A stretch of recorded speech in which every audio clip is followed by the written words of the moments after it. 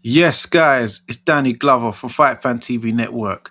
Thank you for tuning in once again. Please make sure that you hit the subscribe button, you hit the hype button, you hit the like button, you hit the notification bell button, and all that good stuff. So, yeah, today I want to talk about Oscar de la Hoya, that he won his case recently in the Vergil Ortiz fiasco, where Vergil Ortiz was saying that he was looking to leave and get away, and his manager Miriam was saying that he's gonna leave, and he's good. They thought they had a case and that, but Oscar de la Hoya, being a very savvy man, knows his way around a court, knows his way around boxing and the laws of boxing better than people may think. The man is a former fighter, a 10-time world champion, multiple weight world champion, been schooled, studied under the tutelage of Bob Arum, who was his promoter. Remember, Oscar de la Hoya was the last man to be the A side versus Floyd Mayweather. Floyd Mayweather had to go up to his weight division. He had to wear his gloves of choice.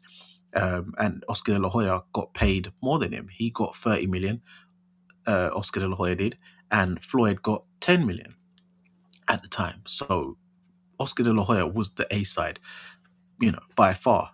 Uh, and then after Floyd beat him, that's when he did go into the Money Mayweather era, where he could then become the A side man, because to be the man, you got to beat the man.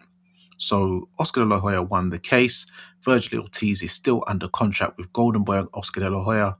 Lo and behold, news is that is starting to come out that Oscar de la Hoya offered Vergil Ortiz $3 million to fight Boots Ennis. Some people are saying that that's not today's market. He should be getting way more. Really, how much do you think Vergil Ortiz is really going to get for fighting Boots Ennis? He's never won a world title. They've never done a pay-per-view. I think that's a very good price. That's a fair price to fight someone like Boots Ennis.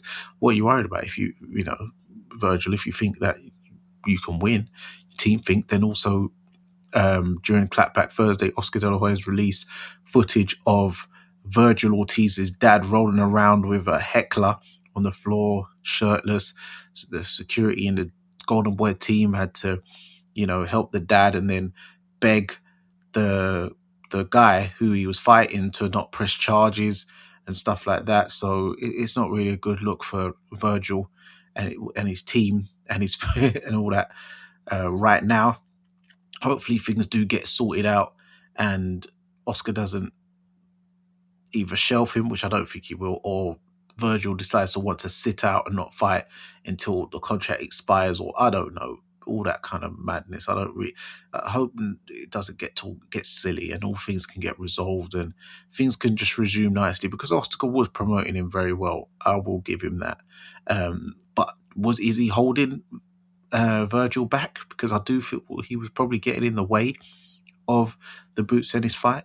And you got to strike while the iron's hot. Don't overdo it, and then it loses the luster. Kind of like what the Anthony Yarde and Joshua Buatsi fight has. They're saying that. I know Tunde Ajayi, my guy Tunde, saying that they want to make this long overdue fight, and it is probably maybe a bit too overdue. Um, saying that it's going to go in the O2 Arena. Some people are like, can it still feel the O2? It will definitely fill the Copper Box.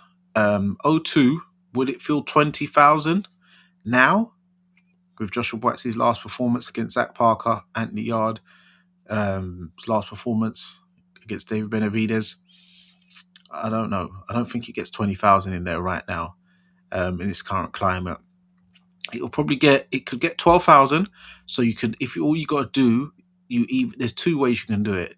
You can do the whole lower bowl and the floor, like the whole lower bowl arena, just curtain off that level 3, like the top, the Jesus seats, and you'd be good to go. I think it will do all the way around and the floor, or you can cut a quarter of the arena off and then do the whole top and the bottom.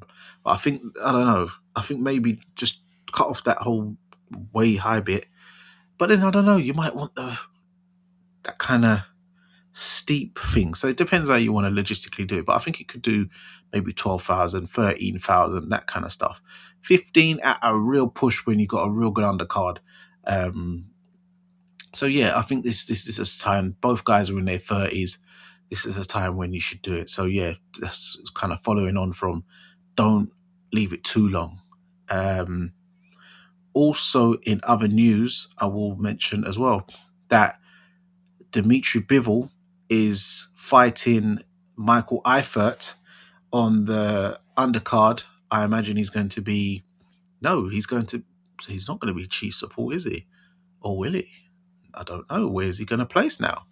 No, sorry, he is probably going to be chief support. Sorry, I was thinking of Conor Benn, but he's on the Fury Matmadov card. He's chief support for that. So I think he will be. This fight with Dimitri Bivol and Michael Eifert will be chief support on the Pyramid of Giza show. So, but as I wrote, Dimitri Bivol and Michael Eifert have reached an agreement for the IBF mandatory light heavyweight title fight, bringing an end to months of. Because I posted this like about a year ago, about this fight being the negotiations and stuff like that was up, bringing an end to months of negotiations and cancelling of purse bids that had been scheduled for this week. The bout is now expected to take place on May 23rd as part of the undercard for the Alexander Usyk versus Rico Verhoeven heavyweight championship, WBC one, actually, event at Pyramids of Giza in Egypt. So let me tap on this hashtag to see when because I did a post ages ago, I'm trying to see when I did this.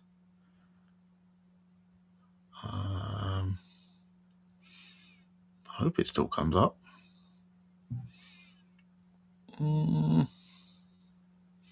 It's probably so far down. I saw it earlier. Now I can't seem to find when I did my original post for this about this fight being scheduled. That's a bit annoying, but yeah, I did a post originally last year times. It's probably it's so far down I can't even find it now. Yeah, that's a bit annoying. Yeah, that's a wind up. But yeah, who is it? Let me go to the comments. So far you've got Martin Mikolajczak. He was saying mismatch, and I said, I don't think so. I don't think so. Have you watched Eifert fight? He's a very good boxer, And he said, no, mate, he will be stopped and exposed. Mismatch. I said, okay, we will see. I'm saying this definitely goes to points and will be more competitive than many people think. Remember, I told you this. So, yeah, that's all really I've got to say on that matter. Eifert's a very good boxer. I would implore you all to watch his fight versus Jean Pascal. He's got some moves a bit bivolish, So, yeah, don't be sleeping on Michael Eifert thinking that he don't know what he's doing, because he definitely does, and he's a very competent boxer. So I think, especially as a comeback fight for Dimitri Bivol, this is going to be very competitive, and it's going to be a tough fight for him. So I'm seeing this going points, and he could get beat. So you have to be careful. Oh my God, I nearly just got a bloody copyright strike. Hopefully that didn't last too long.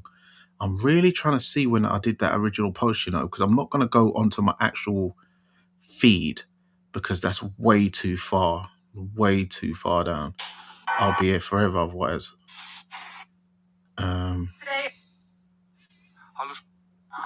Oh, good grief, man. This is a wind up. Sorry about this, guys. I know you're thinking, what are you doing? I'm gonna have to do it on the next video or something like that, because this is just going too long now. This is just going way too long. But yeah, guys, please let me know your comments in the comment section. How do you think this fight goes? Do you think that Eifert can spring the upset on Dimitri Bivol, who is coming off of back surgery? Or do you think that this is a mismatch and that Dimitri Bivol ultimately stops Michael Eifert? Or, as I said, do you think Eifert can somehow spring the upset? Or do you think it goes points? Which do you think Dimitri Bivol wins it on points? And also let me know what you think about the Oscar De La Hoya Vergil Ortiz fiasco. Do you think they finally get this fight with boots? Do you think it's a good thing that Oscar De La Hoya won the court case? Or do you think that it's a bad thing that he's managed to win the court case and really the court should have awarded it on the fate in favor of Ortiz and and Miriam and let them sort of carry on and try and do their own thing? Or do you think justice was served? And what is your thoughts on the Anthony Yard and Joshua Buatsi fight? Who have you got winning? Do you think it still sells at that O2? Do you think it should go to, I don't know, London Olympia, York Hall, Royal Albert Hall? Give me your thoughts on the fights and stuff like that. Yeah, so give me your thoughts on all the subject matters. Please hit the subscribe button and hit the like button, the hype button, the notification bell. Share, leave comments in the comment section so the algorithm gets popping. And there you have it. It's Danny Glover from Fight Fan TV Network, proudly sponsored by Treasure Boxing Club. Big up Ashley Theophane. He's currently out in Malaysia now. He was in Indonesia. They might try to snatch his phone. I remember when the biker mice from Mars got me in London, but yeah, man, Ashley was still quick with it, you see me? So yeah, remember, persistence beats resistance. You know where it is.